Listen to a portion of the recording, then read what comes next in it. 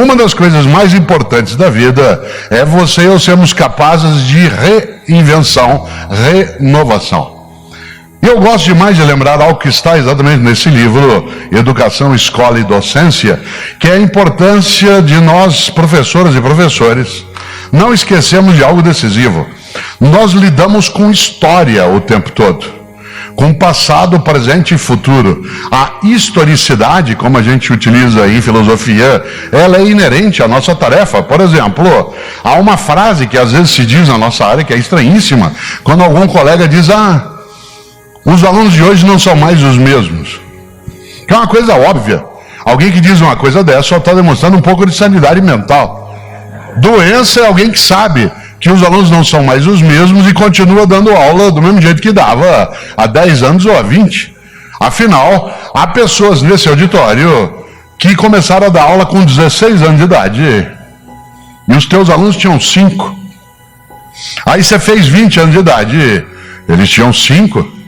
Você fez 30 anos de idade, eles tinham 5. Você fez 50 anos de idade, eles tinham 5. Cada um e cada uma de nós no cotidiano toma contato com o que há de mais novo na vida, que são as novas gerações que para nós chegam. Por exemplo, eu esse ano completo 43 anos de magistério. Faz 43 anos esse ano que eu estou na atividade da docência. Será que eu já sei dar aula? Até certo ponto.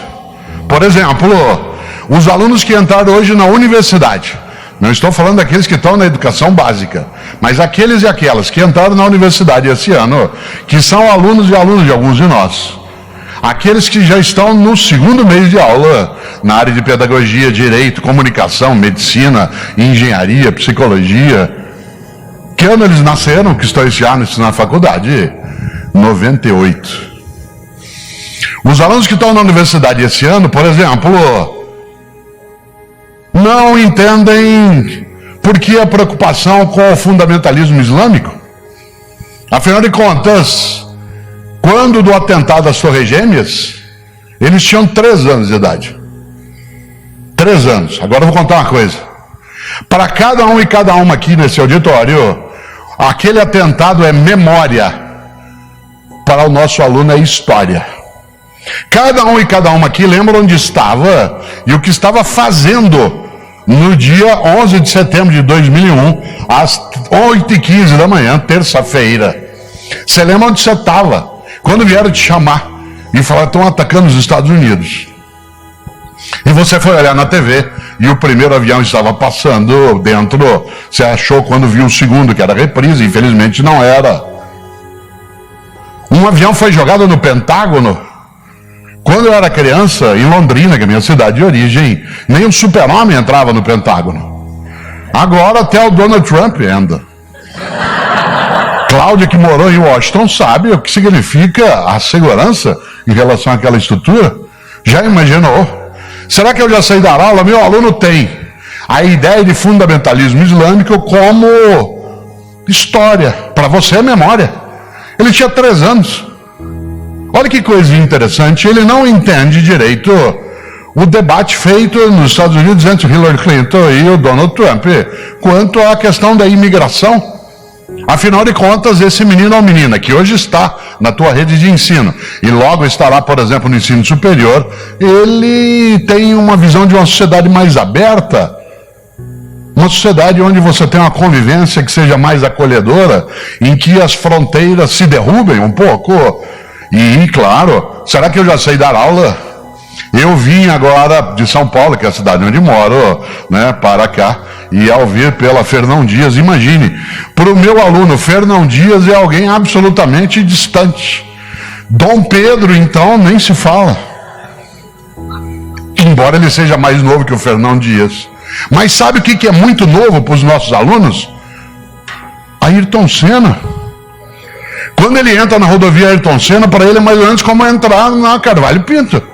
Outro dia eu voltava de Taubaté, onde vive uma das minhas filhas do coração, que é médica lá, e eu voltava de lá, e ela pediu para eu dar carona para 2 colegas dela que já estavam se formando em medicina, e de repente, na estrada, eles falam: professor, quem foi Carvalho Pinto?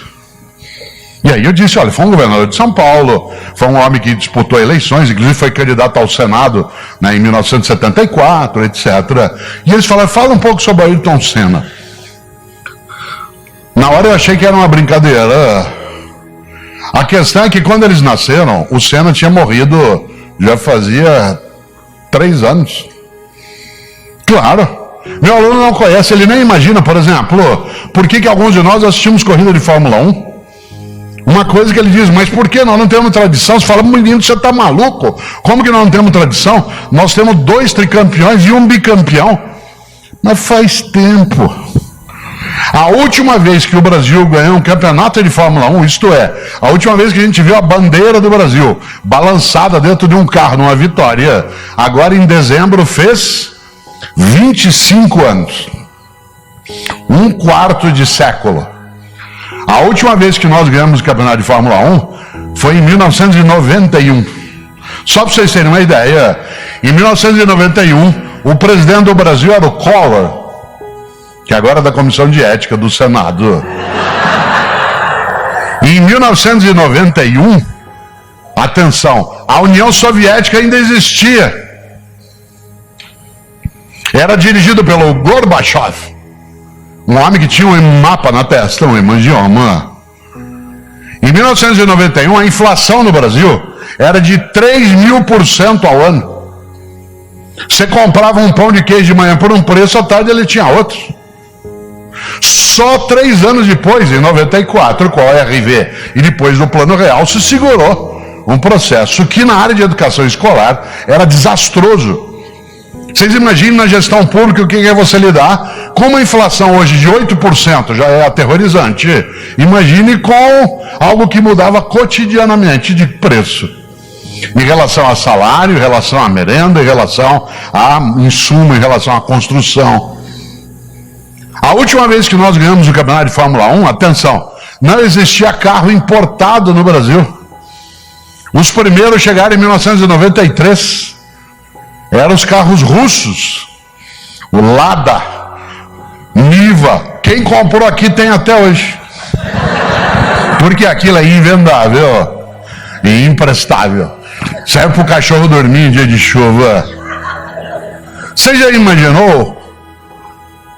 É preciso olhar a circunstância da educação como sendo novos tempos.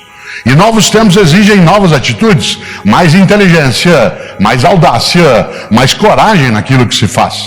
A capacidade, acima de qualquer coisa, de imaginar também que não dá para trabalhar com métodos que são arcaicos, estruturas que são ultrapassadas.